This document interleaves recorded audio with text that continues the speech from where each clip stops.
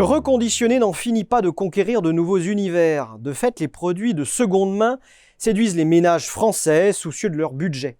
Mais ils attirent également les détaillants traditionnels qui y voient une formidable opportunité pour fidéliser leurs clients, augmenter leurs revenus et verdir leur image. Toutefois, d'après la nouvelle étude Xerfi Precepta sur ce sujet, s'imposer sur ce marché en pleine expansion représente un véritable défi. Bien sûr, les enseignes comme Darty, Boulanger ou Decathlon, ainsi que les géants de la vente en ligne, peuvent capitaliser sur la force de frappe de leur SAV ou de leur base logistique afin de remettre en état les retours produits et ainsi sécuriser le sourcing, maillon hyper stratégique. Pour les autres distributeurs, la question de l'accès aux approvisionnements se résout à coup de partenariat avec des spécialistes du reconditionné en position de force pour négocier. Au-delà, d'autres enjeux se posent. Traçabilité des pièces, qualité variable des prestations, empreinte carbone de la supply chain. Dès lors, quelle stratégie des enseignes traditionnelles s'impose pour se renforcer sur ce marché? Quels investissements doivent réaliser les spécialistes du reconditionnement pour améliorer leur compétitivité?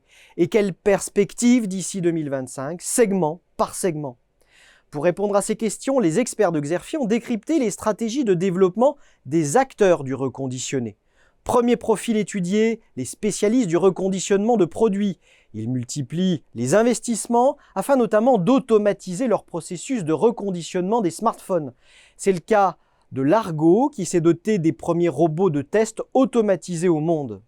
Les spécialistes se renforcent aussi en privilégiant la distribution omnicanal grâce au lancement de sites de vente en ligne ou au référencement sur des marketplaces. Le spécialiste des smartphones reconditionnés, YesYes, déploie pour sa part un concept d'atelier boutique.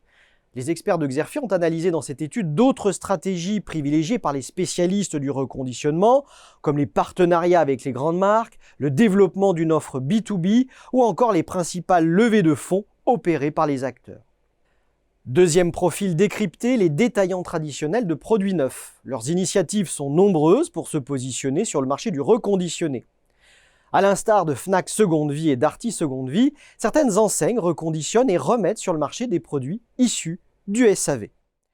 Des équipements peuvent également être rachetés auprès de particuliers, comme le propose Seconde Vie Decathlon, une plateforme dédiée à la reprise de matériel de sport.